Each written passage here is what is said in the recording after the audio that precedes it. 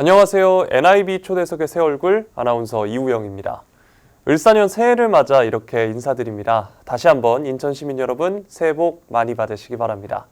저는 앞으로 인천 시민들이 궁금해하는 부분들을 대신해서 물어보는 또 가려워하는 부분들을 시원하게 긁어드리도록 노력하겠습니다. 새해를 맞아서 인천광역시당 위원장님들과 특별한 만남을 가지고 있는데요. 오늘 NIB 초대석에 모신 분은 인천 전문가, 정치 베테랑으로 불리는 분이죠.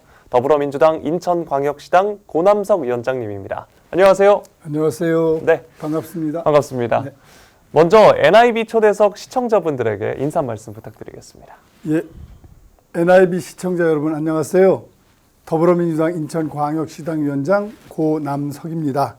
전에는 연수구청장으로 여러분들을 자주 찾아뵀었습니다. 정말 반갑습니다. 죄송합니다.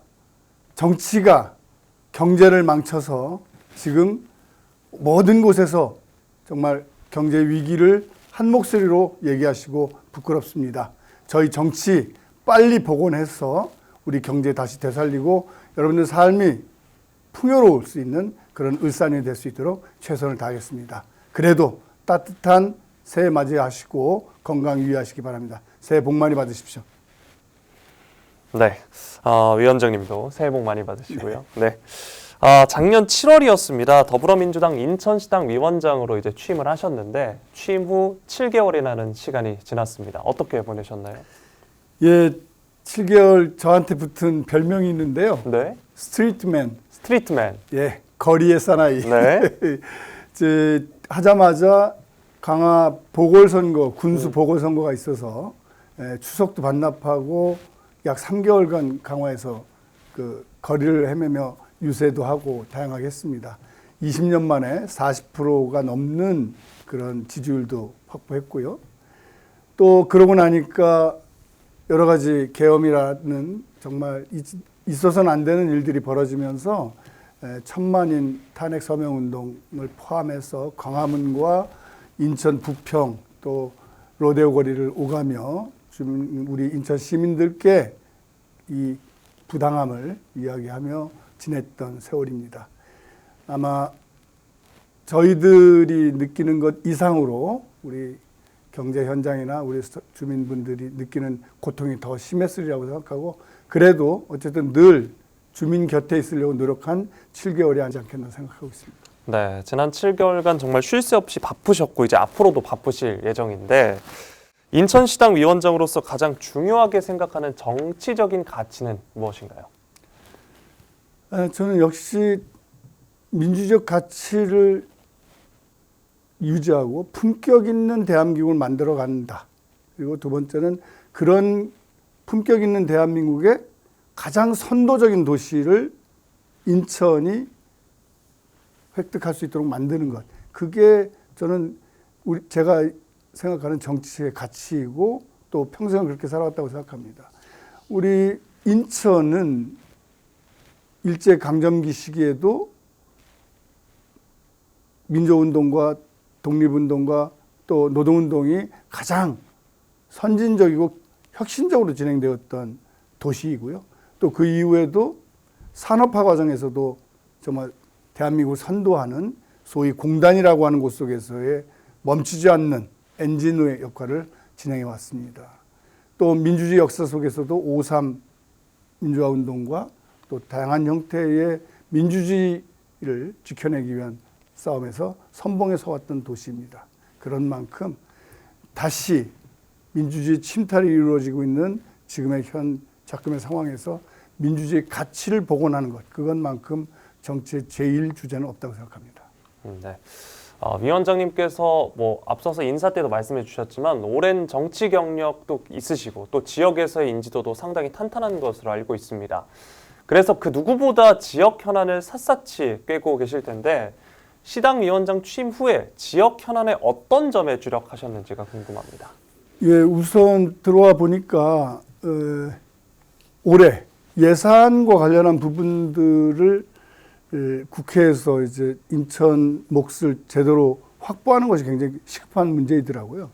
그래서 그런 부분에서 저희가 야당이지만 국회의 다수당이고 민주당이, 그리고 현 유정복 시장이 국민의힘이지만 협치하는 것만이 300만 인천 시민을 위해서 가장 도움을 드릴 수 있는 일이다라는 신념 하에 저희 12명의 이재명 대표를 포함한 또 원내 사령탑인 박찬대 원내대표를 포함하고 또 국토교통위원장, 이게 다 우리 인천의 국책사업과 관련한 부분에 다 연관이 되거든요. 그래서 우리 12명의 국회의원들과 유정복 시장을 한 자리에서 같이 당정협의회를 통해 가지고 예산 확보를 위해서 최선을 다했는데, 뭐 쓰레기 매립지 문제부터 시작해서 또 인천 1호선 지하화라든가 또 네. 다양한 형태의 우리 먹을거리를 찾아 나가는 이 바이오 클러스터와 관련한 부분에서 선제적으로 진행해야 될 예산이라든가 뭐 이런 여러 가지 부분들을 다 완벽하게 완성시키지 못했어도 상당히 이 어려운 와중에도 여야가 함께 호흡을 맞춤으로 해서 많은 예산들을 확보하는 데 큰 도움을 줬다는 게 첫 번째인 것 같고요. 그 과정에서 두 번째로 가장 또 의미 있는 성과는 300만이 넘는 이런 대도시에 또 18개 광역시도에서 고등법원이 없는 경우가 우리 인천이 유일했어요. 네. 그런데 이 부분을 우리 김교웅 의원이 그걸 상당히 오랜 동안 준비해 왔는데, 또 이 부분도 우리 여야 시민사회단체들이 함께해서 드디어 고등법원을 유치한 것, 이것도 매우 좋은 성과가 아니었나 생각을 합니다. 네. 뭐 앞서서 말씀해 주신 것처럼 수도권 매립지나 뭐 인천 고등법원 관련해서 이야기를 해주셨는데, 워낙 지역에 많은 현안을 또 귀 기울이고 계시고 또 노력하고 계시는데, 더불어민주당의 인천시장의 정책이 많을 테지만 앞서서 말씀해 주신 것들 중에 주요 정책의 우선순위를 매긴다면 어떤 게 가장 우선순위일까요? 예, 저는 그 인천에 국한해서 얘기를 한다면 저는 첫 번째로 미래 AI 시대에 어떻게 이 인천을 개조할 것인가 하는 중대한 문제가 있다고 생각합니다. 네. 저는 이 점에서 첫 번째는 바이오 클러스터로 얘기되어지는 신약을 만들 수 있는 빅 퍼머, 그런 전 세계적인 글로벌한 제약사를 인천이 만들어내는 것, 이것이 저는 제1의 목표가 돼야 된다. 지금 보스턴에 우리가 모더나라고 하는 기업들을 기억할 겁니다. 지난번 코로나 때 이제 백신 접종을 mRNA를 통해서 새로 구축한 네. 빅파마인데, 이 부분도 결국은 보스턴의 매사추세츠 주인데 그 주지사가 연간 10년간 쭉 해가지고 1,000억 달러를 100억씩 해가지고 1,000억 달러를 투입해서 빅파마 20개, 파이저를 유치한 이 부분이 유치하고, 또 스타트 기업들 보스턴에 가면 이제 하버드대라든가 이런 부분들의 의료팀들하고 같이 해가지고 병원하고 같이 해가지고 바이오 클러스터를 만들었거든요. 그러다 보니까 유능한 인재들, 또 자본들, 그 다음에 유수한 글로벌한 기업들이 왔단 말이에요. 마찬가지로 인천은 이제 인천시가 직접 적극적으로 나서가지고 예산을 투입하고 중앙정부를 하게 하고 연세대를 포함한 병원들이 클러스터를 형성하고 대학들이 그런 인재들을 발굴해내고 스타트업들이 과감한 형태로 신약 개발에 뛰어들 수 있도록 하는 분위기를 만들어서 미래 인천에 먹을거리를 만들어가는 제1의 사업, 이거에 저는 첫 번째로 해야 된다. 두 번째는 청년을 정말 살기 좋은 도시로 만들어서 청년이 미래의 꿈을 펼칠 수 있는 사회로 우리 인천을 만들어야 된다. 이 점에서 인천이 청년이 무엇을 고민하고 있는가를 봐야 된다. 그 점에서는 저는 청년에게 살만한 공간들을 과감하게 혜택을 주면서 주택에 대한 걱정이 없게끔 만들어줘야 되고, 네. 그 다음에 좋은 일자리 창출에 좋은 일자리 취직할 수 있는 교육적 시스템들을 과감하게 투자해서 만들어내야 한다. 그 다음에 이런 일자리를 만들고 결혼할 수 있는 가감한 이 양육과 관련한 부분이나 또 결혼해서도 정말 행복한 삶의 지수를 유지할 수 있는 그런 과감한 투자, 청년을 위한 투자, 이 부분이 우리 도시가 가지는 경쟁력을 만들어가는데 매우 소중하고 앞으로도 필요하다. 그 다음에는 이 산업적 그 시스템을 좀 확 바꿔야 되는데, 이 바꾸는 데 있어서 교통에 대한 개선이 굉장히 중요하다고 생각합니다. 네. 이 원도심에 있어서 있던 인천 지하철 1호선이 가지고 있는 그 원도심의 어떤 분단, 이거를 지하로 확실하게 넣어서 도심을 새롭게 개발한다든가, 또 지금 현재 보면은 인천 신항 이 뒤편에 철도로 운송할 수 있는 그런 준비들이 안 돼 있거나, 또 여객 터미널 뒤에 이 철도가 연결돼서 KTX를 타고 직접 들어올 수 있는 망을 만든다든가, 또 공항에 연계되어지는 교통 인프라들, 그다음에 GTX를 통한 20분대에 2,500만 수도권 주민들이 그 교통망을 통해서 우리가 서울로 인입되는 게 아니라 서울 사람들이 우리 인천으로 좋은 직장을 찾아서 들어올 수 있게끔 만드는 교통혁명을 만들어가는 것, 이런 것들이 앞으로 인천의 중요한 정책 중에 하나이고, 이것들을 완성해 나가는 것, 이것이 매우 중요한 인천의 과제가 아닐까 생각합니다. 네. 이런 인천과 관련돼서 앞으로도 좋은 소식을 기대해 보도록 하겠습니다. 뭐 여야의 단합도 중요할 거고, 지자체 그리고 중앙정부와의 협업도 중요할 것으로 보이는데요. 자, 그럼 2025년 올 한 해 더불어민주당 인천시당의 계획과 또 방향성은 어떻게 잡고 계신가요? 그 원래 잡았던 계획은 다 지금 그냥 흐트러졌습니다. 네. 전혀 예상하지 못한, 진짜 전 세계가 주목하고 있는 이런 문제가 피할 수 없다고 생각합니다. 그거는 추락한 민주주의를 회복하는 과제가 결국 우리 인천시당 최고의 가치일 거라고 생각합니다. 그래서 탄핵이 가급적 빠른 시간 내에 결론이 나기를 기대하고요. 또 이렇게 해서 민주주의가 되게 되면 저는 이제 곧 또 선거를 치러야 되는 상황도 견주어 있을 거라고 생각합니다. 이럴 때 다시는 민주주의가 침탈되지 않고, 또 서민 경제, 지금 경제적으로요, 말씀들 들어보면 정말 나락에 떨어져 있는 분들이 너무나 많습니다. 단돈 10,000원이 없어서 지금 죽음을 선택해야 되는가 말아야 되는가를 좀 고민하는 분들도 많으시고요. 기업하시는 분들 환율로 인해 가지고 원래 수입 원자재 2,000만 원에 살 거 4,000만 원에 사고, 그러나 실제 국제 가격은 올라가지 않으니까 배로 지금 고통을 받는, 그래서 IMF 때보다도 더 심한 고통을 받고 있다고 말씀하시는 분들이 계십니다. 그런데다가 자영업은 지금 장사가 거의 안 됩니다. 그래서 정말 폐업은 결국은 경제적으로 사망을 의미하는 것이고, 그렇게 되면 가족을 책임지지 못하는 극단적 선택들이 지금 아주 그 직전까지 와 있습니다. 그래서 무엇보다도 이런 경제적 위기와 서민의 삶을 안정화시키기 위해서도 국제적으로 망신당한 이 민주주의에 대한 가치를 다시 회복하는데 인천시당의 첫 번째 사업을 갖도록 하겠습니다.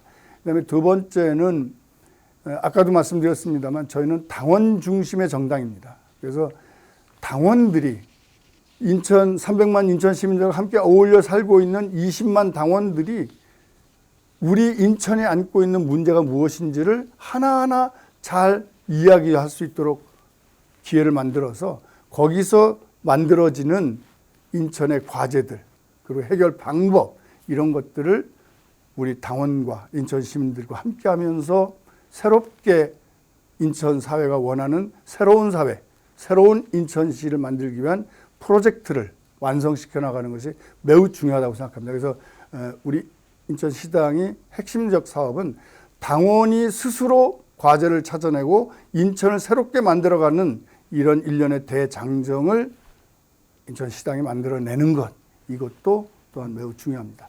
그 다음에는 예산과 관련한 부분이, 국책사업과 관련한 부분들이 대개의 경우에는 형식적으로 예산이 시작되는 그 시기, 한 10월이나 이럴 때 형식적으로 진행하는 경우가 많습니다. 이거를 지금부터 상시적으로 내년 예산에 올려야 될 과제들이 무엇인지를 시정부와 함께 협의하면서 우선적으로 찾아내고 배치하고 거기에 따라서 기재부를 포함한 다양한 중앙정부의 협력 사업들을 설득해 나가는 과정들을 여야를 막론하고 함께 나가는 이런 사업들을 찾아내고 여야 정 함께 이렇게 진행하는 그런 사업들을 하는 것, 이것이 우리 인천 시민을 위해서도 필요하다고 생각하기 때문에 올해 중점 사업으로 진행하도록 하겠습니다. 네, 말씀해주신 올해 계획들 잘 이루어지길 바라겠습니다. 자, 다음으로는 위원장님께서 바라보는 인천의 최대 강점과 약점이 뭔지 얘기해 주시면 감사하겠습니다. 예, 우리 인천은 육해공, 그러니까 공항, 항만, 그다음에 육로의 교통 체계, 이런 부분이 완벽한 도시입니다. 이런 도시는 전 세계적으로도 드뭅니다. 그런데다가 2,500만이라고 하는 메갈로시티의 기본적인 생산과 소비가 완벽하게 통용될 수 있는 배후가 확실한 곳입니다. 이거는 결과적으로 어떤 걸 가져가냐면, 저는 확신하는데 결국 정치 행정의 중심지는 서울일지 모르지만 결국 대한민국의 미래 경제 수도는 확실하게 인천이다. 이게 최대의 강점이다. 네.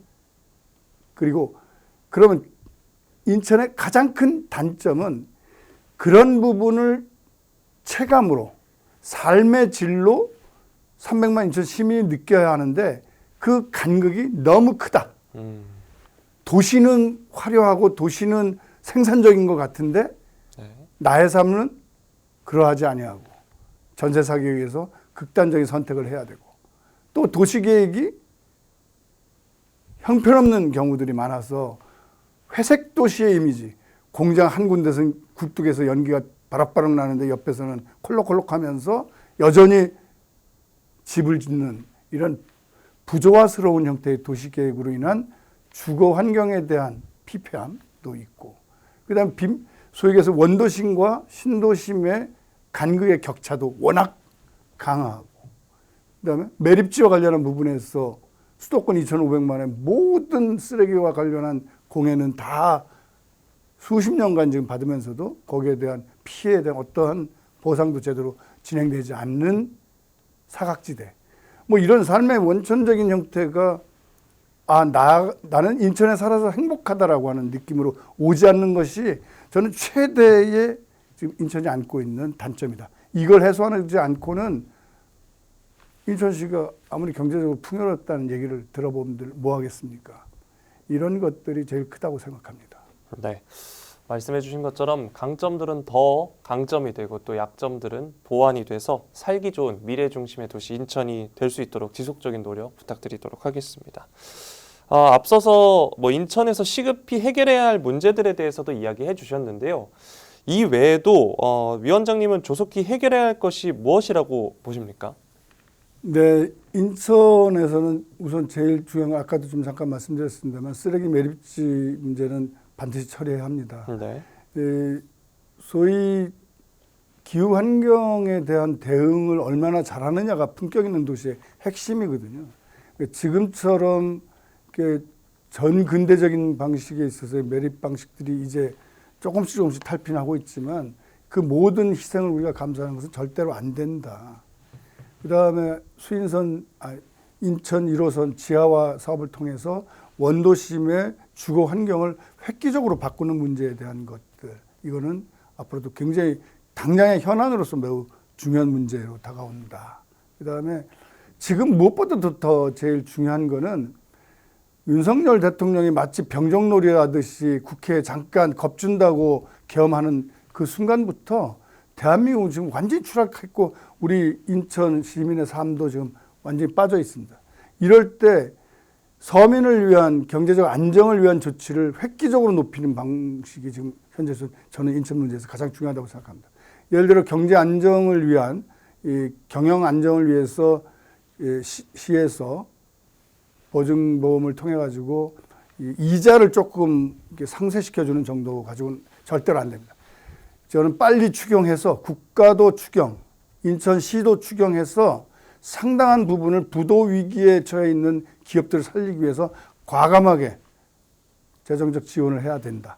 그리고 두 번째는 기본소득과 같은 형태로 전에 재난지원금 때문에 상당히 많은 이 소비 활성화에 기여를 했거든요. 그래서 제가 분명히 말씀드리지만 유정복 시장 지금 그 어떤 정책보다도 가구당 100만 원이든 1인당 얼마씩이라도 분명하게 이 재난에 준한 사태의 생활들의 소비의 활성화를 위해서 반드시 재원을 마련해서 투입해야 합니다. 이 부분은 여야의 자기 정책을 얘기하자는 게 아닙니다. 그래서 이 부분과 관련해서 과감한 재정적 지원을 통해서 기업은 되살아날 수 있도록 또 소비가 진작되고 활성화될 수 있도록 하는 이 선순환 경제 시스템을 인천에 빨리 구축하는 것. 이것만큼 지금 급한 일은 없다고 다시 한번 강조합니다. 네. 자, 그렇다면 이제 남은 임기 동안 이루고자 하는 목표나 비전이 있으시다면 어떤 걸까요? 예. 시청자 여러분, 저는 민주당 인천시당 위원장입니다. 당은 여러분들이 투표해 주시는 투표를 통해서 선택받고 자신들이 내세웠던 공약을 실행하기 위해서 노력하는 집단입니다. 정치적 집단입니다.